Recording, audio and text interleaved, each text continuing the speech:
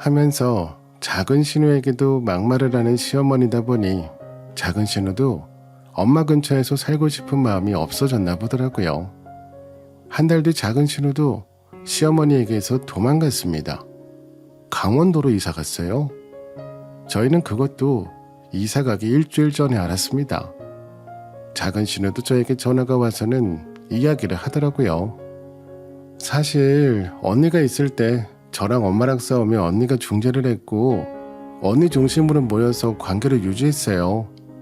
엄마는 이제 큰언니한테 바라는 걸 저한테 바라시는데 저는 친정엄마 돌볼 생각 없어서 이사 가요.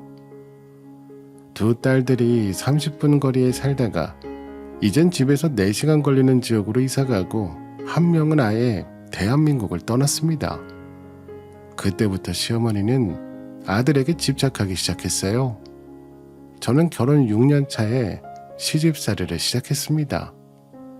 어머니는 매일 아들에게 울면서 전화하셨어요. 내가 이렇게 외롭게 혼자 방에 갇혀서 아휴 말년에 내 인생이 왜 이러니? 내가 무슨 잘못을 했다고? 사랑으로 열심히 키웠는데 이렇게 엄마를 외면하고 내가 오래 살아서 무엇하겠어? 누나랑 동생이 너무하네. 엄마 울지 말고 오늘 우리 집에 와서 주무세요. 괜히 혼자 있으면 더 서글퍼져. 집에 와서 나랑 저녁 먹고 저희 집에서 주무시고 가세요. 신랑은 신우들이 너무한다고 시어머니 편을 들더라고요. 그러면서 자꾸 시어머니한테 저희 집에 와서 식사하라고 주무시고 가라고 하는 겁니다. 안 그래도 옛날보다 자주 전화하시고 찾아오셔서 신경질이 났어요. 솔직하게 저는 신우들이 잘못한 게 하나도 없다고 생각하는 사람입니다. 그리고 시어머니가 신랑에게 집착하는 것 같아서 정말 보기가 싫었어요. 매일 만날 때마다 나에게는 이제 너밖에 안 남았다. 우리 아들은 나를 안 버릴 거지? 나는 이제 우리 아들만 믿고 살란다. 이래서 어른들이 아들은 꼭 하나씩 낳으라고 하는가 봐. 우리 아들은 나 안 버릴 거지? 시어머니는 갑자기 우리 아들 하시면서 신랑에게 매일 전화를 했고 신랑은 그런 시어머니를 안쓰러워했습니다. 그때부터 우리 부부 사이도 안 좋아지기 시작했어요.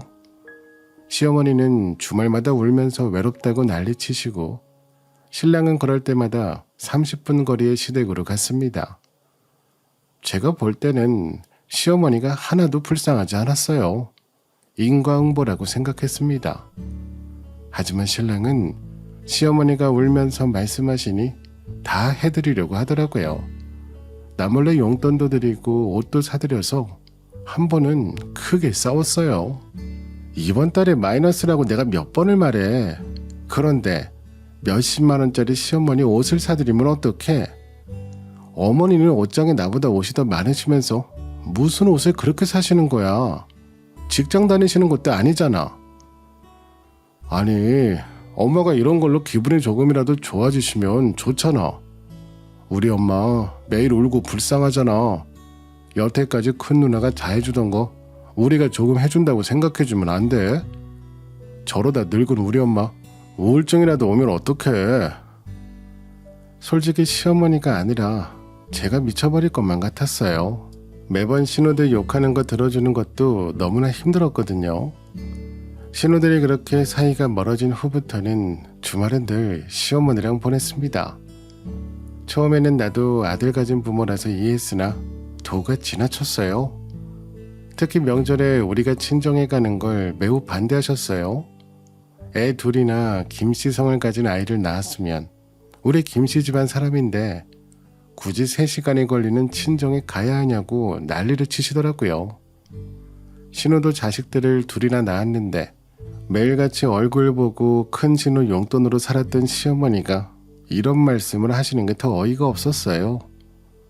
자기 딸들이 친정에 올 때는 별말 안 하시다가 이제 시어머니 딸들인 신우들이 아무도 오지 않자 제가 친정 가는 걸로 구박하시는 시어머니를 보니 내가 이렇게까지 시어머니한테 휘둘려야 하나 생각이 들었어요. 사실 신우들이 떠나고 시어머니가 주말마다 오셔서 명절 전에는 3개월간 친정에 한 번도 못 갔습니다. 그전에는 2달에 한 번씩은 주말에 가서 자고 오고 했어요. 근데 명절인데도 못 가게 해서 신랑이랑 싸웠습니다. 나도 우리 집에 가고 싶어. 원래 신우들이 일주일에 한 번씩 모여서 밥 먹을 때마다 나도 부러웠어. 나도 우리 언니랑 엄마랑 같이 밥 먹고 사우나도 가고 싶은데 3개월째 못 가고 있는 거 알아? 아이, 정말 미안해. 엄마가 요즘 상태가 안 좋은 거 알잖아. 평소 때 내가 언제 당신 친정 가는 걸로 눈치 준 적 있어? 이번만 당신이 엄마를 배려해줘. 그 전까지는 이혼까진 생각하지도 않았어요. 근데 명절인데도 불구하고 친정에 못 가게 하니 정말 열이 받더라고요. 저도 저희 집에서 귀한 딸이고 멀리 사는 딸이라 자주 볼 수도 없는데 명절까지 친정에 가는 걸로 눈치 봐야 한다는 게 솔직히 억울했어요. 신랑은 엄마가 얼마나 외로웠으면 매일 울면서 자기한테 전화가 온다고 1년만 마음 추스릴 때까지만 우리 부부가 보살펴드리자고 하더라고요. 그 전까지는 제가 친정에 간다고 하면 눈치만 주는 정도였어요. 차 밀리는데 굳이 명절에 그 먼 길을 가야겠니? 하시면 우리 아들 운전하려면 힘들겠다 하시더라고요. 이번에는 정도가 심하셨어요. 명절 제사를 지내고 점심까지 먹고 치우고 저는 신랑에게 눈치를 줬습니다. 제가 먼저 일어나서 가면 분명 시어머니가 막말을 하실 것 같았어요. 사실 짐도 다 싸놓은 상태였고 전날 신랑이랑 4시 전에는 일어나기로 미리 말을 해놓은 상태였어요. 제가 신랑을 쳐다보자 그걸 본 시어머니가 왜 신랑을 그런 눈으로 보니? 왜 피곤해 보이는 우리 아들을 째려보는데? 너 친정 가고 싶어서 그러지? 언제까지 친정 노래 부르며 지낼래? 우리 집안에 시집와서 아들도 낳았으면 너도 우리 집안 사람인데 왜 자꾸 친정을 챙기는데? 너 가방 가지고 와. 가방 가지고 오라고. 시어머니는 고래고래 소리를 치시는 겁니다. 그 소리에 저희 아이가 놀라서 울었어요. 저는 너무 어이가 없어서 가방을 드렸고 어머니는 가방을 뒤집어 제 차키를 들고 가시는 겁니다. 제 가방에 핸드폰, 지갑, 물티슈 등등 다 떨어져서 바닥에 뒹구는데 너무 화가 나니 죽을 생각이 안 들더라고요. 제가 멍하니 아이를 안고 서 있자 시어머니는 저를 째려보시면서 그렇게 친정 가고 싶으면 내 아들 두고 너 혼자 걸어서 가든가 해. 이 차도 우리 아들이 번 돈으로 산 차고 우리 딸이 돈을 보태줘서 산 차잖아. 그러니깐 너 혼자 가봐. 가보라고 하면서 또 큰 소리를 치시더라고요. 신랑은 그 모습을 보고만 있었습니다. 저는 한순간 시어머니가 미치셨나? 아님 치매신가? 아님 이게 뭐하는 행동이지? 내가 어떻게 해야 되지? 정말 많은 생각이 들었습니다. 도대체 나를 며느리라고 생각은 하고 계시는 건지 아니면 정말 아들만 눈에 보이고 며느리는 종으로 생각하는 건지 알 수가 없었습니다. 저는 아이를 안고 서서 멍하게 있었습니다. 제가 왜 이런 취급을 받아야 하는지 이유를 알 수가 없었어요. 그러자 시어머니는 제 가방을 던지시고는 차키를 들고 안방에 가서 누우시는 겁니다. 신랑은 아무 일 없다는 듯 소파에 누워서 TV만 보더라고요. 그때부터 이 사람은 내 편이 아니구나. 신우가 시어머니 때문에 부부싸움을 했고 가정을 지키기 위해 한국을 떠날 수밖에 없었다는 생각이 들었어요. 핸드폰이랑 가방 안 소지품을 주섬주섬 주었습니다. 명절에 친정 가는 걸로 이런 취급을 받아야 하는지 도저히 이해할 수가 없었어요. 제가 무슨 잘못을 했나요? 신우들이 있을 때는 시어머니는 매일 신우들이랑 놀러 다니셨고 그런데 왜 며느리가 친정에 가는 건 안 된다고 하시는 걸까요? 아이들을 데리고 아이들 방으로 들어갔어요. 많은 생각이 들더라고요. 하지만 이렇게 살면 안 되겠다는 생각이 제일 많이 들었고 시어머니랑은 연을 끊어야겠다는 생각이 들었어요. 시어머니가 낳은 딸들도 자기 엄마를 감당 못해서 떠나는데 생판 남인 며느리가, 그것도 사람 취급도 안 해주는 시어머니를 제가 왜 배려를 해야 될까요? 저는 이제 시어머니를 배려하는 모든 행동을 안 하기로 결심했습니다. 근데 그날 저녁 작은 신우가 강원도에서 온다고 연락이 왔습니다. 그래, 우리 딸 엄마 보러 온다고? 엄마는 지금 갈 곳이 없어서 오빠 집에 와 있어. 이리로 바로 오면 될 것 같아. 엄마가 너 좋아하는 코다리찜 해놓고 기다리고 있을게. 먼 길이니 운전 조심해서 쉬엄쉬엄 오렴. 시어머니는 작은 신우의 전화를 받고 웃으시더라고요. 제 마음은 찢어지는데 말이죠. 시어머니는 차 키를 던져주면서 나에게 장 봐오라고 하더라고요. 가서 장도 좀 봐오고 술도 좀 사오고 우리 딸이 좋아하는 코다리찜 해야 되니 다 준비해서 차려놔라. 가서 좋은 걸로 사와. 하면서 차 키를 던지시는 겁니다. 저는 시어머니의 이런 태도에 어이가 없었어요. 내가 이 집안의 종도 아니고 같이 하자고도 아니고 나 혼자 명절 음식부터 작은 신우가 좋아하는 반찬까지 해놓으라고 명령하시다뇨. 이렇게는 못 살 듯해서 차 키 받고 아이들 데리고 친정으로 갔습니다. 옷이랑 이런 거 챙길 생각도 못했어요. 다만 여기서 벗어나고 싶다. 다시는 시어머니가 있는 내 집으로 돌아가지 않겠다는 생각뿐이었습니다. 혼자서 운전해서 3시간 거리에 있는 친정으로 갔어요. 신랑은 제가 나가서 몇 시간이 지나도 오지 않자 전화를 걸었습니다. 문자도 보냈더라고요. 당신 지금 어디야? 당신 친정 간 거야? 지금 바로 집으로 와. 이렇게 혼자 가버리면 어떡해? 이렇게 무책임한 사람이야? 집으로 와. 전화 좀 받아. 등 계속 문자를 보냈습니다. 몇 시간 동안 신랑이 전화와도 받지 않았고 작은 신우에게 전화가 왔길래 작은 신우에게 이때까지 있었던 자초지정을 다 말했습니다. 작은 신우는 생각지도 못한 이야기를 하더라고요. 아니, 엄마가 자꾸 전화가 와서 며느리가 눈치 준다. 아들은 나한테 무심하다 하면서 한 번만 오면 안 되겠냐고 하길래 명절이기도 하고 엄마가 아프다고 하니까 가려고 했던 거였어요. 저는 너무 어이가 없어서 어머니 주말마다 저희가 모시고 식사도 다 차려드렸고요. 매일 신랑한테 울면서 외롭다고 하셔서 저희 시어머니 일주일에 4일은 저희 집에 오셨어요.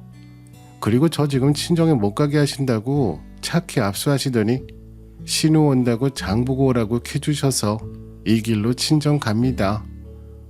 그러자 신우가 우리 엄마 아직도 정신 못 차리고 여전하신가 보네요. 언니가 떠나고 나면 사람이 변하실 줄 알았는데 저 그냥 친정 안 갈래요. 엄마랑 만나서 싸우는 것도 신랑 눈치 보이고 저도 괜히 가서 마음고생하기 싫어요. 죄송해요. 알고 보니 시어머니는 신우에게 며느리가 구박한다. 나는 너무 외롭다. 엄마를 한 번만 보러 와다오 하면서 이간질을 하셨더라고요. 작은 신우는 그 말 듣고 마음이 쓰여서 명절이니 올까 생각을 했던 거였습니다. 작은 신우는 제 이야기를 듣고는 친정에 안 오겠다고 하더라고요. 작은 신우는 평소에도 계산적인 사람이었고 큰 신우가 그렇게 잘했는데 친정엄마의 아나부인 행동에 정 떨어졌다가 시어머니가 자꾸 힘들다 외롭다고 해서 명절이라 오려고 했다가 저도 더 이상 못 살겠다고 하니 다시 강원도 집으로 간다고 하더라고요.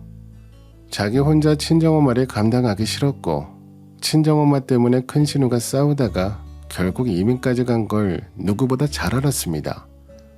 그래서 다시 친정이랑 연 끊을 생각을 한 것 같았어요. 나에게 미안하다고 하면서 본인도 친정에 가기 싫다고 친정이랑 연 끊을 거라고 하더라고요. 두 딸도 며느리인 저도 등 돌릴 수밖에 없었습니다. 제가 일주일째 집에 오지도 않고 전화도 받지 않자 신랑이 친정집에 찾아왔더라고요. 정말 미안해. 내가 그때 나서면 엄마가 더 난리치실 것 같아서 그랬어. 정말 미안해. 자기가 없는 사이에 나 반성했어. 이제 자기 편이 되어줄게. 내가 미안해. 나도 우리 가정이 제일 소중하지. 신랑은 자기 동생마저 자기 엄마를 외면한 상황이 오자 저에게 미안하다, 우리 엄마가 성격이 좀 세다 하면서 친정에 찾아와서 빌었습니다. 앞으로는 시어머니 편이 아니라 내 편이 되어주겠다고 했기에 저는 신랑을 믿었어요. 아이들이 아직 어리기도 하고 시어머니 때문에 이혼하고 싶진 않았거든요. 사실 시어머니만 아니면 저희 부부관계는 나쁘지 않았습니다. 아이들에게도 잘하는 남편이었고 시어머니 눈치를 봐서 그렇지 저랑 둘이 있을 때는 육아도 살림도 잘 도와주는 신랑이었어요. 그저 시어머니랑 인연을 끊으면 우리 부부는 잘 살았기에 그럴 수 있을 거라 생각했습니다. 제가 친정에 간 사이 시어머니는 우리 집에 있으셨고 제 방을 뒤져서 신우가 사준 명품백을 들고 가셨습니다. 그뿐만 아니라 저희 집에 있던 신우가 사준 화장품, 금반지까지 금으로 된 액세서리를 다 들고 가신 겁니다. 어이가 없었어요. 예전에 큰 신우 집을 뒤져봐서 가방에 금을 들고 가셨다는 것처럼 우리 집에 와서도 며느리 가방, 귀금속을 챙겨서 나가신 겁니다. 너무 화가 나서 신랑에게 이야기하자 엄마가 잠시 쓴다고 들고 가신 거겠지. 그 가방 당신이 산 것도 아니잖아. 내가 이번에 성과급 나오면 하나 사줄게. 그러니까 그런 걸로 괜히 시어머니한테 전화하지 말고. 당신은 또 시어머니 편이야? 그리고 그게 왜 내 거가 아니야. 큰 신우가 나 쓰라고 사준 거야. 그런데 왜 내 거가 아닌데? 그리고 내 방에 들어오셔서 내 물건 마음대로 뒤지시는 거 그거 상식에 어긋난 행동인 거 몰라? 아니 우리 엄마가 들고 갈 수도 있지. 너 정말 해도 너무한다. 내가 하나 사줄게. 대리운전을 하든 뭐라든 돈 벌어서 사주면 되잖아. 신랑은 제가 왜 화났는지 이해를 못하는 것 같았습니다. 본인이 하나 사줄 테니 괜히 엄마 심기를 건들지 말라고만 계속 얘기하더라고요. 내 편 들어준다고 하더니 일주일 만에 태도 돌변하는 남편을 보니 우리 부부 사이는 계속 멀어지겠다는 생각이 들었어요.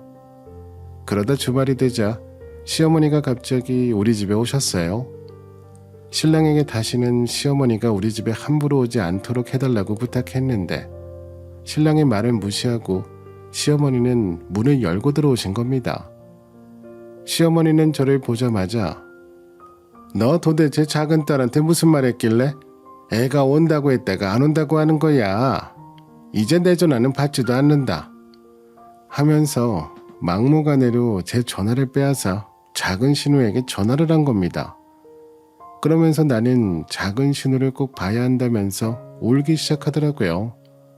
제 전화번호가 뜨자 전화를 받은 신우는 어머님 목소리를 듣자마자 즉시 끊어버리더군요. 그러자 옆에 있던 남편이 어머님을 달래고 있었고요. 전 그런 상황에서 제가 할 일은 딱 하나밖에 없었죠. 저는 그렇게 캐리어에 당장 입을 옷가지들을 싸서 아이들을 데리고 나갔습니다. 신랑은 저를 붙잡았어요.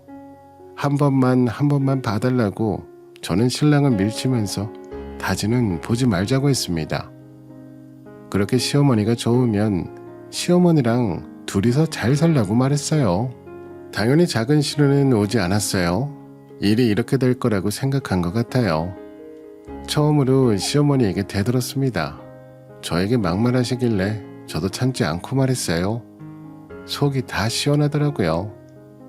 사실 전 예전부터 큰 신우 편을 들고 싶었지만 시어머니한테 대드는 꼴이 될까봐 할 말도 못하고 참고 삼켰는데 하고 싶은 말을 다 하고 나니 후련했습니다.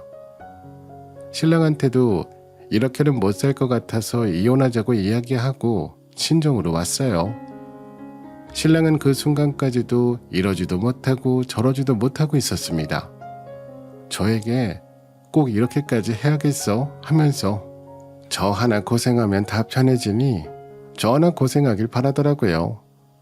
정말 끝까지 이기적인 신랑을 보니 시어머니랑 똑같구나 생각이 들었어요. 신랑이랑은 이혼 조정 기간이고 작은 신우 큰 신우가 이 사실을 알고 미안하다고 전화가 오더라고요. 올케 너무 미안해. 마음고생 많이 했지. 내가 먼 타국에 있어서 신경 못 쓰고 살았네. 올케 마음 가는 대로 해. 나도 우리 엄마 피해서 왔는데 도저히 참고 살라고 말 못하겠다. 미안하다는 말밖에는 하면서 큰 신우는 저에게 미안하다고 우셨어요. 물론 그 사이에 시어머니는 저희 친정까지 와서 난리를 치셨죠. 저희 친정 부모님도 학을 떼시고는 빨리 이혼하라고 더 이상 이런 사람들이랑 상종하기 싫다고 하시더라고요. 그렇게 저는 혼자 나와서 지내고 있고요. 조금만 욕심부리고 자식들이 주는 것들을 당연시하지 않고 고마움을 느끼는 시어머니였다면 편한 노후를 보내셨을 텐데 자식 돈도 다 자기 돈처럼 사용하고 고마움은 전혀 없었던 시어머니라서 이제 평생 외로운 노후를 보내실 듯해요. 저는 저런 시어머니가 되지 않도록, 저런 친정엄마가 되지 않도록 노력해야겠어요. 제 긴 사연 읽어주셔서 감사합니다.